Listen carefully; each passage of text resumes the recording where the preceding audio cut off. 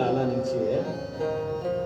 छोटे छोटे बच्चे जो कृष्ण के साथ खेलने आए हैं वो भी शकड़े के नीचे घुस गए, पालने को घेर करके अगल बगल, और मां घर के काम में लग गई। आते जाते वाले भी देख रहे हैं। इस प्रकार कुछ देर निकली, उत्कच का प्रवेश हुआ, किसी को दिखाई तो दिया नहीं। बालक को शकड़े के नीचे देख करके बड़ा प्रसन्न हुआ। ये सब काम तो हुआ धरा है, मुझे तो केवल शकड़ा दबाना है, किसी को संदेह भी नहीं होगा। लोग यही कहेंगे शकड़ा पलट गया, वजन कुछ कम ज्यादा हो गया होगा मटकों का। भगवान ने भी हल्की सी किलकारी मारी, उसको देख तो लिया ही प्रभु ने। मानो भगवान कह रहे आजा बच्चों, तेरे लिए ही तो ये नाटक किया मैंने आज। उत्कच ने शकड़ा दबाना शुरू किया, भगवान ने पैर से ऊपर कर दिया, उसने फिर दबाया, प्रभु ने फिर उठाया। इस प्रकार थोड़ा संघर्ष चलता रहा। अब शकड़ा ऊपर नीचे हो रहा है तो छोटे छोटे बच्चे बड़े किलकारी मार मार के हंस रहे हैं। मां के कान में आवाज गई तो मां संतुष्ट है, बोले बच्चे खेल रहे हैं, इसका मतलब सब ठीक ठाक है, कोई संकट नहीं, लाला खुश। अब की बार तो उस राक्षस ने बड़े जोर से छलांग लगाई, पूरे वेग से, और हमारे भगवान ने भी थोड़ा सा ज्यादा पैर मार दिया। शकड़ा एकदम अपने स्थान से हिल गया और ऐसे जबरदस्त पलट करके मानो प्रहार कर दिया उसके ऊपर। घूम करके ऐसे शकड़ा धड़ाम नीचे गिरा, मटकियां कड़ाकड़ टकाटक आपस में बजने लगी, और वो उत्कच जो है उस शकड़े से बाहर नहीं आ पाया, उसी के नीचे दब गया और उसका प्राणांत हो गया। हो सकता है वो चीखा हो या प्राण निकलने की आवाज आई हो, पर मटके आकर आपस में टकरा रहे थे, उसकी आवाज दब गई। शोर हुआ तो ग्वाले भागते आए, मैया भागती हुई, क्या हुआ क्या हुआ? छोटे छोटे बच्चे कहते मैया तेरे लाला ने पैर मारा था, शकड़ा उड़ गया। अब महाराज कौन विश्वास करे कि कन्हैया के पैर से शकड़ा पलट गया। मां बड़ी चिंतित हुई, बहुत बड़ा कोई अनिष्ट था, ये कैसी घटना थी, अगर बालक के ऊपर शकड़ा गिर जाता तो। अच्छा, मां ने क्या किया होगा? डॉक्टर को दिखाने गई होगी, देखो ठीक ठाक है बालक। हाँ, गई थी डॉक्टर को दिखाने, और उसकी डॉक्टर है गौ माता। गौ माता के ही चरणों में नमन कराया होगा भैया। गौ माता की पूंछ घुमाई होगी, हे गौ माता तेरी कृपा से ये लाल मिला है, इसकी रक्षा करना। उत्कच की कथा, शक्टासुर की कथा, शकड़े के कारण इसकी हत्या हुई, वध हुआ, नाम शक्टासुर हो गया। बड़ी सुंदर प्रेरणा देती है। मां ने कन्हैया को शकट के नीचे पौधाया, नीचे बिठाया। भगवान का स्थान ऊपर होता है, नीचे नहीं। अपने जीवन में सदा भगवान का स्थान ऊपर रखो, नीचे नहीं। प्रातः काल उठ करके क्या करना चाहिए? सबसे पहले व्हाट्सएप चेक करना चाहिए, कितने मैसेज आए, किसकी मिस्ड कॉल है।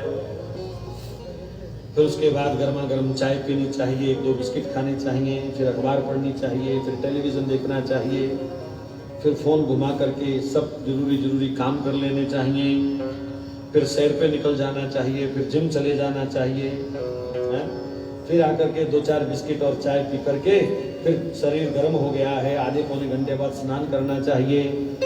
10 बज जाए तो पत्नी कहे नाश्ता तैयार है, अच्छा ठाकुर जी फिर आज तो देरी हो गई, कल मिलेंगे। ज्यादातर लोगों का ऐसा ही व्यवहार है भगवान के प्रति। गए, अच्छा प्रभु क्षमा करना, जय हो, आप ही का पुण्य प्रताप है, जय हो।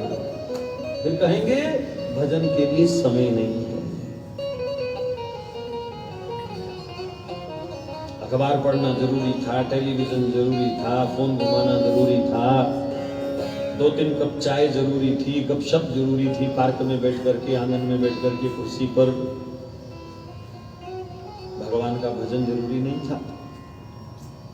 भगवान याद भी कब आया? 4 घंटे बाद, 3 घंटे बाद। अरे भैया, भगवान का स्थान सबसे पहले होना चाहिए। मैं तो आपको ये कहूंगा कि सुबह उठ करके 5-10 मिनट 20 मिनट अपने बिस्तर पर बिना नहाए ही चाहे बैठे रहो, भगवान का ध्यान करो। प्रभु तेरी कृपा से कल का दिन ठीक ठाक निकल गया, रात्रि ठीक निकल गई, आपकी कृपा बनी रहे। और सोते समय भी भगवान की गोद में सिर रख करके लेट रहा हूं, दंडवत कर रहा हूं, ऐसा भाव रखो। सोते जगते भगवान का धन्यवाद करो, प्रभु को याद करो। अच्छा, भगवान को हम दे क्या सकते हैं? ले ही तो रहे हैं सदा से, तो कम से कम उसको याद कर ले। शायद यही सबसे बड़ा उपहार होगा भगवान के लिए, उसका धन्यवाद करें प्रभु। हर श्वास उसका धन्यवाद करें। तो परमात्मा तीसरे चौथे नंबर पर नहीं, पहले नंबर पर होना चाहिए। भगवान का स्थान सबसे ऊंचा, सबसे बढ़िया होना चाहिए। घरों में भी बहुत सारी माताओं ने रसोई के बीच फ्रिज के ऊपर ही ठाकुर जी को विराजमान किया हुआ है। जय हो महाराज, ठीक ठाक रखो। ये बेटे का कमरा, ये बेटी का कमरा, ये गेस्ट रूम, ये ड्राइंग रूम, ठाकुर जी का कोई रूम नहीं है। ठाकुर जी बेचारे फ्रिज पर, कईयों ने 4 इंच की अलमारी के खाने में ठाकुर जी को रखा होता है ऐसे करके। मैं कई घरों में देखता हूँ, वो ठाकुर जी बेचारे ऐसे टेंशन, डरते रहते हैं, हाय गिर ना जाऊं, गिर ना जाऊं, गिर ना जाऊं, ऐसे कुछ। इतनी सी जगह होती है, ना आगे हो सकते हैं ना पीछे हो सकते हैं। वहीं खड़े खड़े भोग लगाएंगे, बेचारे झुक के ले भी नहीं सकते कुछ, गिर ना जाऊं नीचे। तो ये भगवान का दर्जा नहीं है। भगवान को भी घर का सर्वश्रेष्ठ स्थान प्रदान करो। बढ़िया, छोटा बनाओ और बढ़िया बनाओ, सुंदर बनाओ।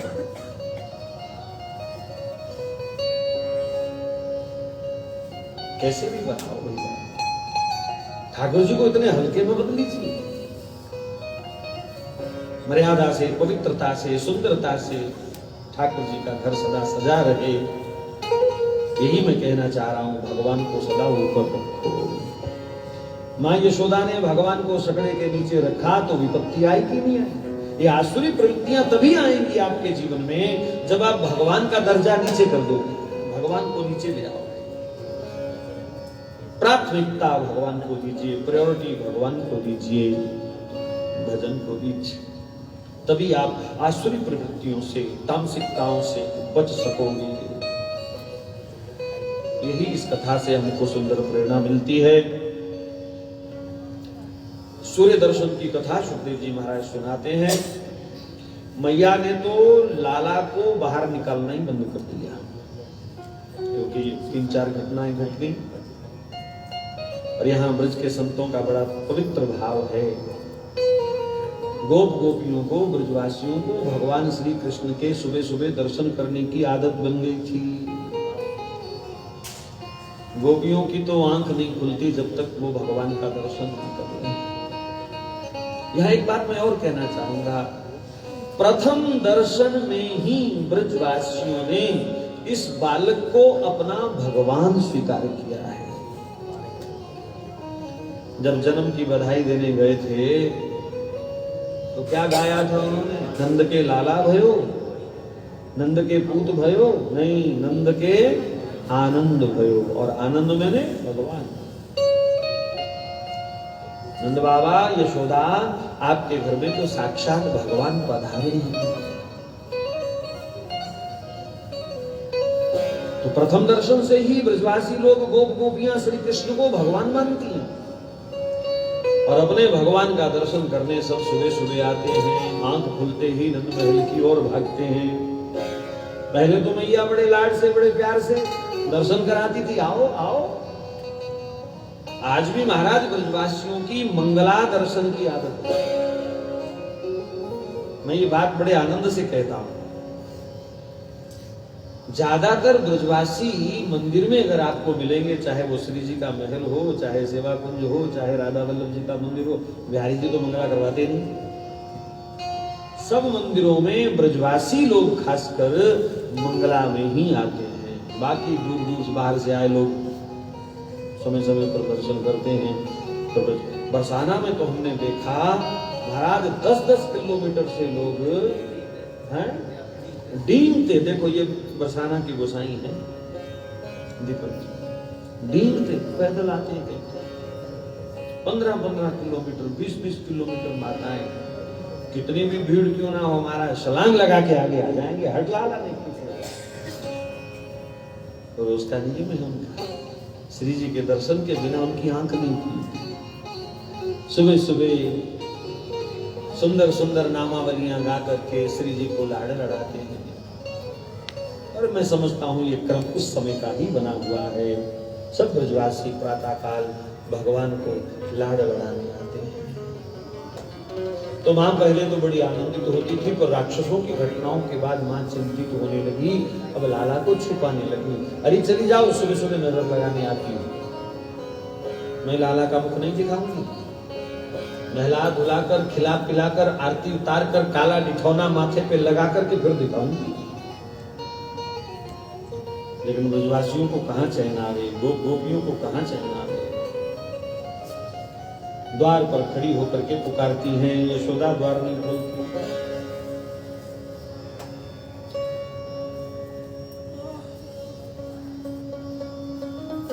एक दिन महाराज यमुना जी के किनारे सब गोपियों ने मीटिंग करी, जल्दी जल्दी कन्हैया के दर्शन का कोई उपाय करो, नहीं तो मर जाएंगे हम। तो सभा में प्रस्ताव पारित किया गया। कुछ बूढ़ी बूढ़ी सयानी सयानी गोपियों को नंद महल में भेजा, जाओ यशोदा को समझाओ। उन बूढ़ी सयानी गोपियों ने यशोदा को समझाया, यशोदा तेरे लाला अब 4 माह के हो गए, भादों से 4 माह जोड़े जाएं तो हल्की सर्दी प्रारंभ हो जाती है। अब शरद ऋतु प्रारंभ हो चुकी है, लाला के शरीर पर सूरज की किरणें पड़नी चाहिए, लाला धूप में आंगन में घुटनों चलना चाहिए, तभी तो उसका शरीर बलवान होगा। भैया जो बालक जमीन पर खेल कूद नहीं करेगा, उसके शरीर के अंग विकसित कैसे होंगे। और शरीर को धूप की बड़ी आवश्यकता है। डॉक्टर कहते हैं धूप में विटामिन डी मिलता है। और आजकल कोरोना महामारी में तो बार बार कहा जा रहा है कि 1 घंटा धूप में जरूर बैठो।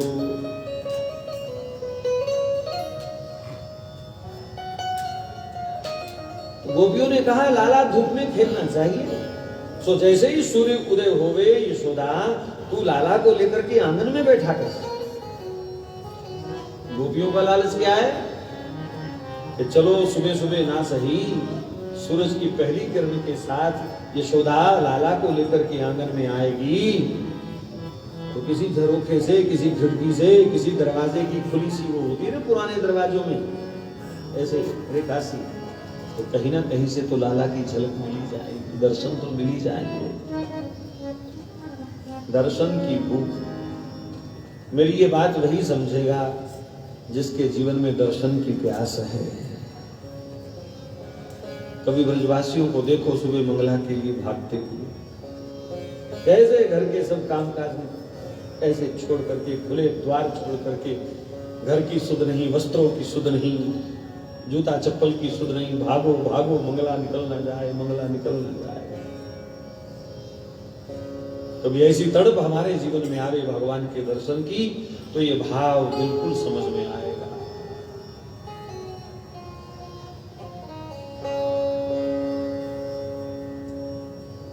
यशोदा ने नंद बाबा से चर्चा करी, शांडिल्य ऋषि से मंत्रणा हुई। शांडिल्य ऋषि ने आने वाले रविवार का मुहूर्त निकाल दिया, लाला का सूर्य दर्शन होगा। ब्रज की गोपियां बड़ी प्रसन्न हैं, अब तो मैया धूप में लेके बैठेगी लाला।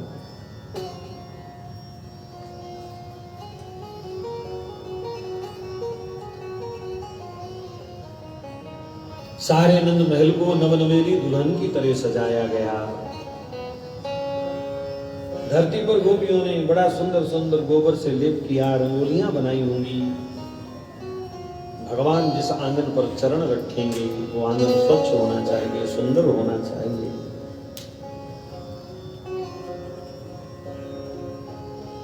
शांडिल्य ऋषि लाल लाल वस्त्र धारण करके अपने शिष्य परिकर के संग पधारे। स्वस्ति वाचन पुण्य वाचन हुआ। नंद बाबा ने बड़ी विधि विधान से, श्रद्धा से देवताओं का पूजन इत्यादि किया। फिर गुरुदेव ने आवाज लगाई, यशोदा बालक को ले आओ। सूर्य भगवान उदय हो गए हैं, बालक को ले आओ। जी गुरुदेव अभी लाई, पर यशोदा तो खाली हाथ बाहर आ गई, बालक को नहीं लाई। बाहर निकल करके धूप में ऐसे हाथ उल्टा सुल्टा करके देख रही है टेम्परेचर कितना है, तापमान कितना है, मेरे लाला का कोमल बदन इस धूप की गर्मी को सहन भी कर पाएगा कि नहीं। तो सब गोपियों ने कहा यशोदा घबराओ मत, भगवान भास्कर एकदम अनुकूल होकर के कृपा कर रहे हैं, लाला को ले आओ। यशोदा बालक को लेकर के आई हैं, सखियों ने मंगल गीत गाए हैं, नंद बाबा की गोद में बालक को दिया गया, सब सखियां बलैया लेती हैं। आज हमारे भाग्य जग गए, आज से हमको सूर्य उदय के साथ ही है हमारे ब्रज का जो सूर्य है उसका भी दर्शन हो जाएगा। पुनः पुण्यवाचन इत्यादि करवाया होगा ब्राह्मणों ने। यहाँ संत वर्णन करते हैं, नंद बाबा ने धरती माता को छू करके प्रणाम किया। समुद्र वसने देवी पर्वत स्तन मंडले विष्णु पत्नी नमस्तुभ्यं पाद स्पर्श क्षमस्व में, मेरा बालक पहली बार आपको पैर लगा रहा है, मां क्षमा करना वसुंधरा देवी। और यहाँ वसुंधरा देवी तो अपने प्राण प्रियतम का चरण स्पर्श पाने के लिए ललायित हो रही है। गोपियां ऐसे ऐसे हाय हाय कर रही थी, हाय कठोर भूमि, कहीं लाला के चरणों को चुभन ना हो जाए, लाला के बदन को घुटनों को चुभन ना हो जाए। पर धरती मैया ने तो मोम जैसा कोमल स्वरूप धारण कर लिया था अपने प्रियतम के चरण अपने वक्ष पर लेने के लिए। महाराज पृथ्वी ने भी भगवान को लाड लड़ाए हैं। नहीं गए तो जाओ चित्रकूट देखो, जहां भरत जी बैठे हैं, जहां राम जी बैठे हैं, वहां धरती पिघल गई है। आज भी जानकी कुंड पर जहां जानकी जी स्नान करती है, उनके चरणों के चिन्ह मिलते हैं। जिन्होंने कभी मखमली गद्दों से नीचे चरण नहीं रखा था, वनवास के दिनों में जब वो चले हैं तो जहां जहां किशोरी जी के चरण पड़ते हैं वहां धरती मोम की तरह पिघल जाती है। आज भी हजारों चरण चिन्ह हैं, हजारों।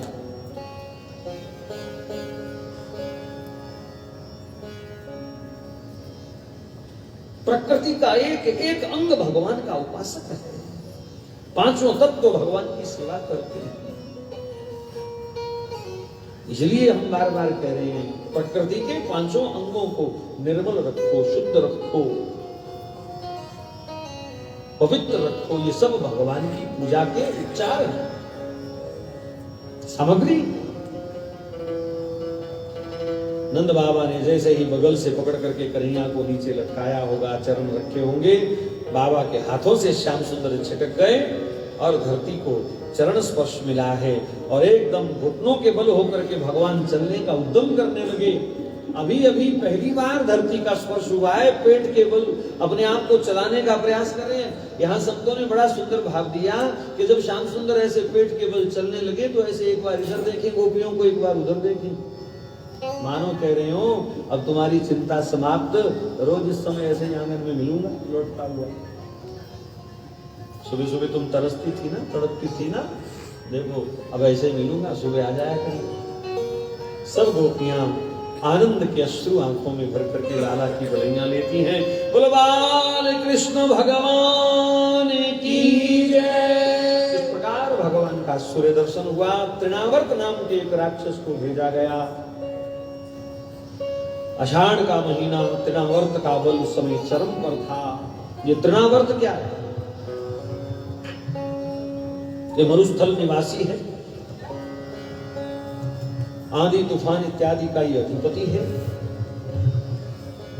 जैसे कभी कभी तेजबाजी घूमती है, ऐसे धूल मिट्टी कंकड़ पत्थर के कुछ सिमटती है, ऐसे करके ऐसी वो राक्षसी प्रवृत्ति कंस के कहने पर उसका प्रवेश हुआ। भगवान को उठा करके आकाश में ले गया।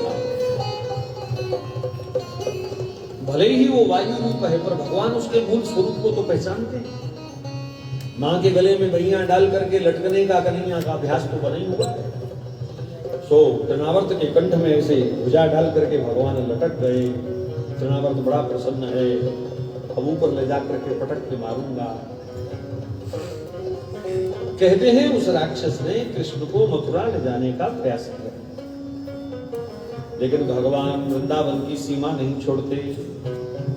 अथवा भगवान सोच रहे होंगे अभी मथुरा जाने का समय नहीं हुआ, कहां ले जा रहा है तुम्हें। जब उसने बार बार जिद करी, भगवान वजन बढ़ा करके उसको वृंदावन की सीमा पर रोक देते हैं, पर वो बार बार जिद कर रहा है उधर जाने के लिए। तो भगवान ने एक हाथ से उसकी गर्दन पकड़ के रखी, दूसरे हाथ से उसके गले की हड्डी पकड़ी, कड़क झटका दिया और उसके प्राणों का अंत हो गया। मूल स्वरूप में प्रकट हुआ एक चट्टान के ऊपर आकर के गिरा और पास में ही श्याम सुंदर गोकुल में खेलते हुए पाए। खून के छींटे चारों ओर बिखरे पड़े थे।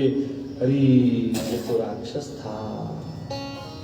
और कन्हैया को सुरक्षित देख करके सब गोपियां आनंदित हुई। यशोदा को सूचना हुई है और फिर गौ माता के चरणों में नतमस्तक होते हुए यशोदा ने बाल कृष्ण की बलैया लेते हुए उन्हें अपने हृदय से लगाया। गर्गा प्रोहित राजन यदुनाम सुमहातपा ब्रजम जगाम नंदस्य वसुदेव प्रचोदिता। वसुदेव प्रचोदिता, श्री वसुदेव जी महाराज के भेजने से गर्गाचार्य जो यदुकुल के पुरोहित थे गोकुल पधारे। नंद बाबा ने बड़ा सुंदर उनका स्वागत किया। संतों का, महापुरुषों का परोपकारी जीवन का स्वागत करना चाहिए। नंद बाबा ने नयन कमल बिछा करके गर्ग ऋषि का स्वागत किया है। आरती उतारी, चरण प्रक्षालन इत्यादि किया, चरणोदक दिया, चरणों का बचा हुआ शेष जल घर में छिड़काया। शांडिल ऋषि को बुलाया गया और बाल कृष्ण के नामकरण के लिए प्रार्थना की गई। गुरुदेव पधारे हो तो नामकरण कर दीजिए। यहाँ संतों से वर्णन मिलता है कि गर्ग ऋषि कहते हैं आपके कुल पुरोहित शांडिल्य ऋषि हैं तो नामकरण उनसे करवाओ। लेकिन नंद बाबा कहते हैं ये इन्हीं की प्रेरणा है कि आपके द्वारा नामकरण हो।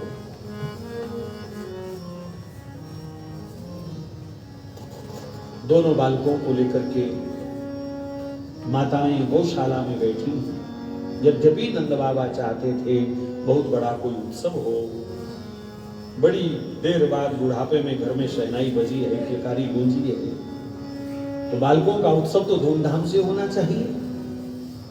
आजकल भी छोटे मोटे लोग लाखों रुपया जन्मदिन पर खर्च कर देते हैं, बर्थडे पार्टी करते हैं, होटलों में, रेस्टोरेंट में दूर दूर जाकर के 2-4-5 लाख रुपया आराम से उड़ा देते हैं। अरे भैया, बच्चों का जन्मदिन मनाना है, कोई उत्सव मनाना है तो केक काटने से बच्चे का भला नहीं होगा। छोटे से बच्चे के हाथ में चाकू पकड़ा करके तुम उसको क्या शिक्षा दे रहे हो? दीपक बुझा करके उसके जीवन में क्यों अंधेरा कर रहे हो? भारतीय संस्कृति तमसो मां ज्योतिर्गमय, हे प्रभु हमें अंधकार से प्रकाश की ओर ले जाओ। और आज हम पाश्चात्य संस्कारों के कारण प्रकाश से अंधकार की ओर जाते हैं।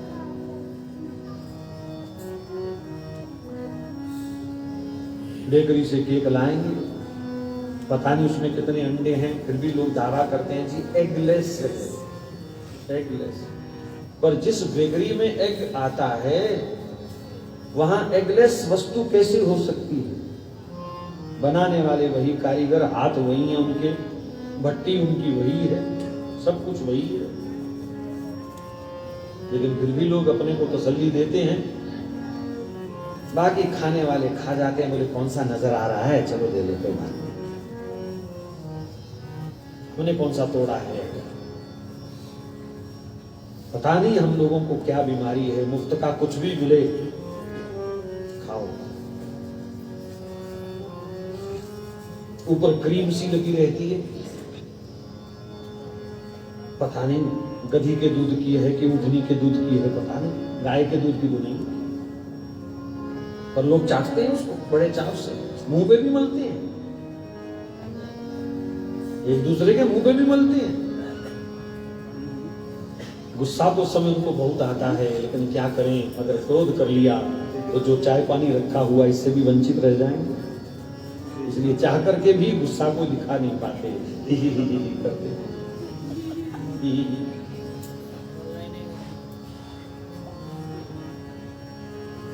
ये हमारे संस्कार नहीं है, ये हमारी प्रथा नहीं है। मैंने कई बार कथाओं में आपको बताया कि भाई उन अंग्रेजों की तो मजबूरी है, उनके पास केक के सिवा, ब्रेड के सिवा है ही कुछ नहीं। वो क्रीम लगा के खाएं, चाहे आलू मिला के खाएं, चाहे मांस मछली मिला के खाएं, उनके पास कुछ है नहीं। जलेबी बनानी उनको नहीं आती, इमरती बनानी उनको नहीं आती, रसगुल्ला उनको नहीं आता बनाना, पकौड़े बनाना उनको नहीं आते, कढ़ी बनानी उनको नहीं आती, बर्फी बनानी उनको नहीं आती, रसमलाई बनानी उनको नहीं आती। बेचारे वो मजबूर लोग करें तो करें क्या। अब उनके पास सिर्फ एक बेकरी की आइटम है केक। कोई भी उत्सव हो केक काटो, और वही बीमारी हिंदुस्तानियों को लग गई, केक काटो, मानो ब्रह्मा जी का आदेश है केक काटो, नहीं तो पैदा हुए नहीं माने जाओगे। तुम दुनिया में आए हो, ब्रह्मा जी नहीं मानेंगे, केक काटो। बर्थडे है केक काटो, मैरिज एनिवर्सरी है केक काटो। ये केक नहीं काट रहे, अपनी जड़ें काट रहे हैं, अपने संस्कारों को काट रहे हैं हम। इस बात पर ध्यान देना पड़ेगा।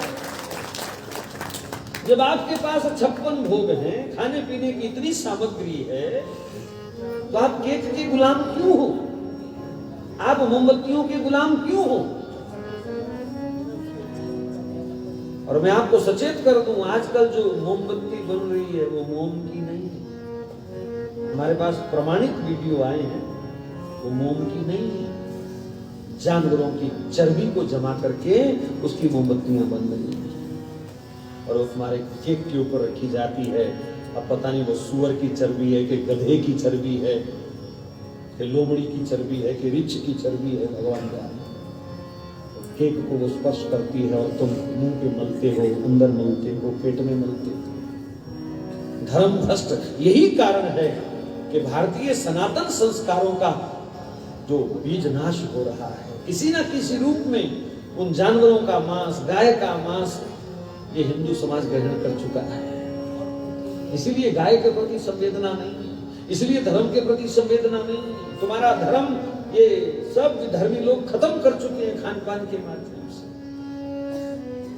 मैं और चेतावनी दूं, हो सकता है मेरी बात किसी को पसंद ना आए, कोई अपना तर्क वितर्क देना चाहे। ये जितने विदेशी रेस्टोरेंट खुले, मैकडॉनल्ड इत्यादि, जिसने मैकडॉनल्ड खा लिया वो सनातन धर्मी रह ही नहीं सकता, उसका धर्म भ्रष्ट हो गया।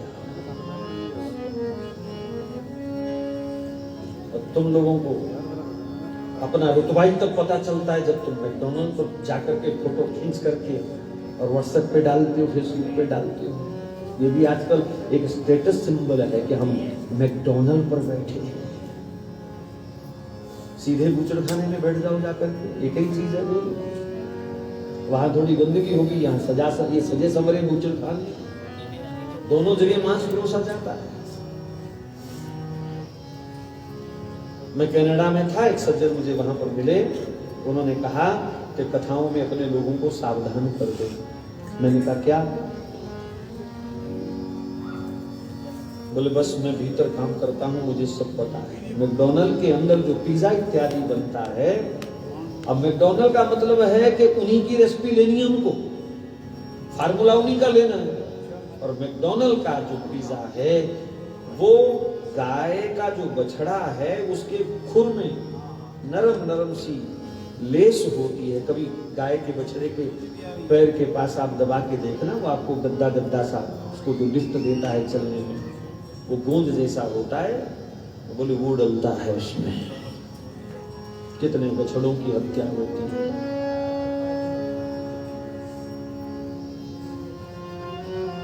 यही कारण है कि हमारे भीतर सनातन संस्कृति नष्ट हो रही है, गाय का प्रेम नष्ट हो रहा है।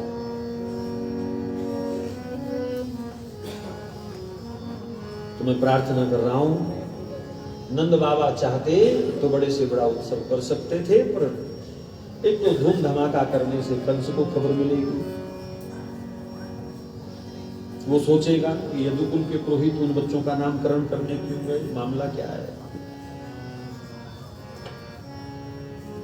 इसलिए गौशाला में बड़ी सादगी के साथ, जैसे ब्रज के राजा ने अपने बच्चों का नामकरण उत्सव गौशाला में मनाया, ऐसे ही हमको भी प्रेरणा लेनी चाहिए। हम भी अपने बच्चों के उत्सव गौशाला में मनाएं, उनका जन्मदिन हो। चलो आप बाद में कहोगे क्या करें जी, बच्चे नहीं मानते। एक बात बताओ, जब 1 साल का बच्चा हुआ था तो उसने केक मांगा था? तुमने ला के दिया ना, उसके सामने केक तुमने तो रखा था। शायद 2-3 साल तक बच्चे ने केक ना मांगा हो क्योंकि उसको कोई खबर नहीं, लेकिन तुमने सामने रखा उसके। अब कहते हो बच्चे कहना नहीं मानते। कहना आप नहीं मानते, बच्चे तो मान जाएंगे। कहना आप नहीं मानते। आपने अंग्रेजी हवा में बहना सीख लिया। आपको लगता है कि हम अगर ये पाखंड नहीं करेंगे, ये काटाफाटी नहीं करेंगे तो लोग क्या कहेंगे।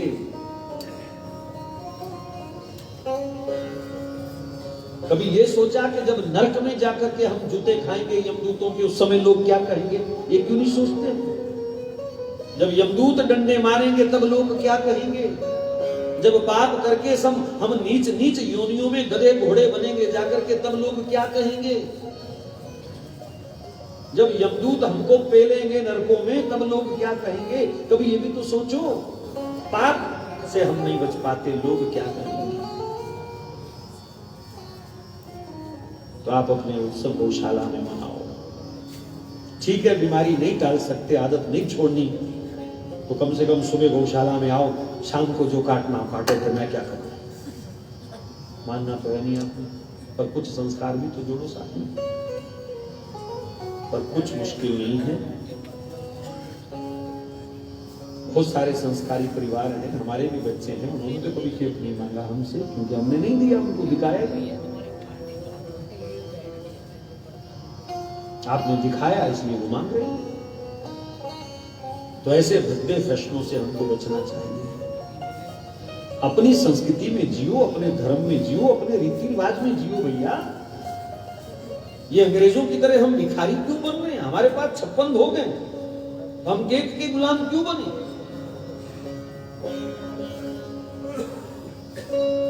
हम प्रकाश के पुजारी हैं, तो हम अंधेरा क्यों करें मोमबत्तियां बुझा करके? हम प्रकाश के पुजारी। यहाँ कोई भी शुभ कर्म हो, सबसे पहले दिया जलाया जाता है और वहां बुझाया जाता है। इतना ही अंतर है। नंद बाबा ने गौशाला में ही नामकरण उत्सव किया है। बाल कृष्ण का दर्शन करके गर्ग जी बड़े प्रसन्न हुए, समझ गए ये कौन है। कंजा पापमति सख्यम तव चाणक दुंदुभे देवक्याष्टमो गर्भो नास्ति भोक्तुमर्हति। देवकी की 8वीं संतान कन्या हो ही नहीं सकती।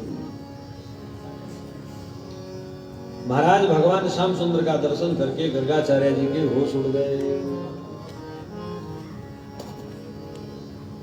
इससे पूर्व थोड़ा सा छूट गया, बड़े भैया का नामकरण हो चुका है बलराम के रूप में, हलधर के रूप में। और कन्हैया का दर्शन करते समय एकदम त्राटक समाधि सी उनकी लग गई। हाँ, ऐसे देख रहे हैं कन्हैया, कौन है, कौन है? जितना चित्त शुद्ध होगा उतना ही गहरा भगवान में ध्यान लगेगा। जितना जीव का मन पाप रहित होगा उतना ही गहरा भगवान में ध्यान लगेगा।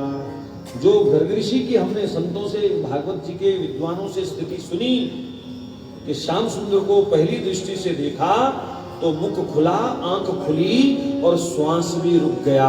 हाँ, मानो किसी ने फोटो खींच के टांग दी।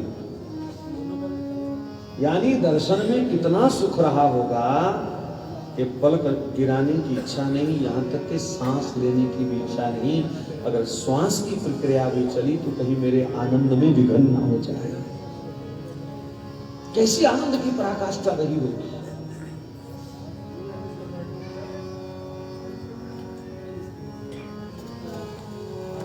योग में इसको त्राटक बोलते हैं, एक टक निहारना। महाराज जी बता रहे थे ज्योत के साथ नाटक करते हैं महाराज जी,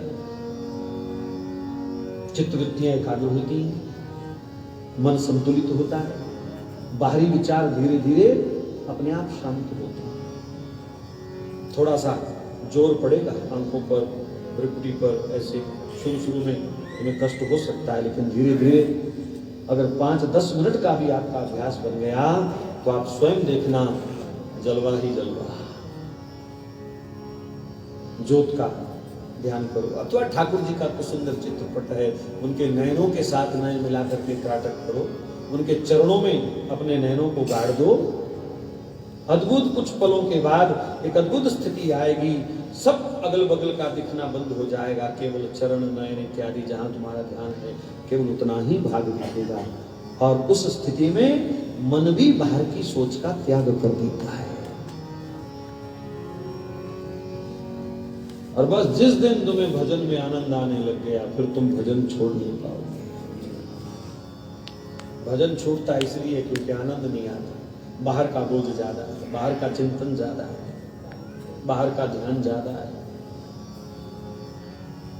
इसलिए मैं तो बार बार बल देता हूं भैया कि उस रस को पहचानो, थोड़ी देर के लिए मनोवृत्तियों को एकाग्र करके उसमें लीन होने का प्रयास करो। उदाहरण के तौर पर शहर में गोलगप्पे किसके स्वादिष्ट हैं, एक बार तुमको पता चल जाए तो बार बार वहां जाते हो कि नहीं, चाहे 50 क्यों ना हो रेडी खड़ी, उसके स्वाद है, वहीं चलो वहीं चलो। अगर वो दिखे ना तो तुम पूछोगे वो कहाँ गया, यहाँ भाई खड़ा होता था गोलगप्पे